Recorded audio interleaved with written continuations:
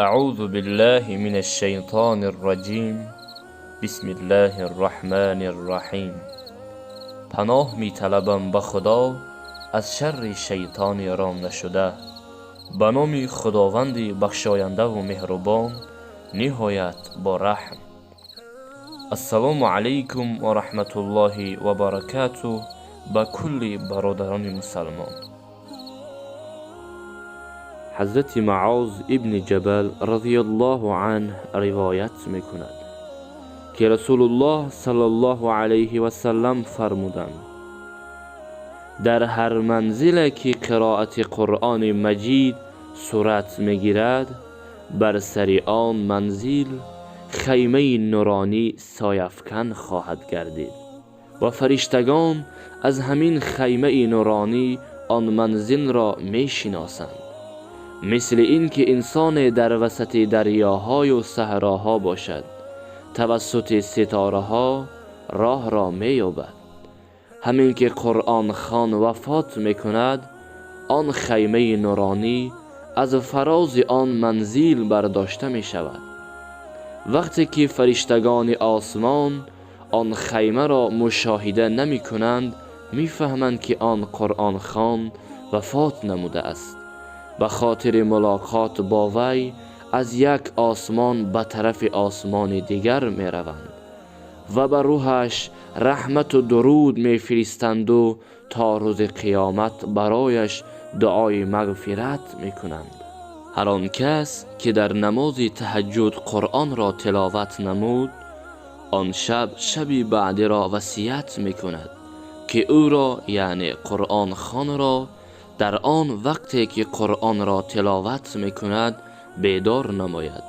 هر وقت این بنده وفات می کند و مردم مشغول غسل و تکفینش می شوند، در آن موقع قرآن با بهترین و زیباترین شکل و صورت ظاهر می گردد، در کنارش می ایستد. هر وقت او را در کفن می پیچانند، قرآن در سینه اش پیوست می گردد. بعد از تدفین به منکر و نکیر اجازه سوال نمودن را می دهند. بعد از این که میت به سوالات آنان پاسخهای درست را می دهد، قرآن از جانب الله فرش و لباسهای قیمت می آورد و 1000 فرشته این اساسیه را از آسمان ششم آورده و به قبر پهن می کنند.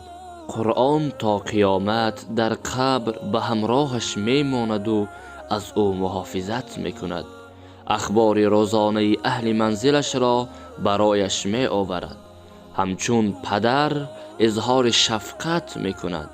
هرگاه فرزند از میت قرآن را فرا می گیرد، قرآن میت را خوشخبر می دهد و اگر فرزند از وی خراب باشد برای اصلاحش دعا می کند.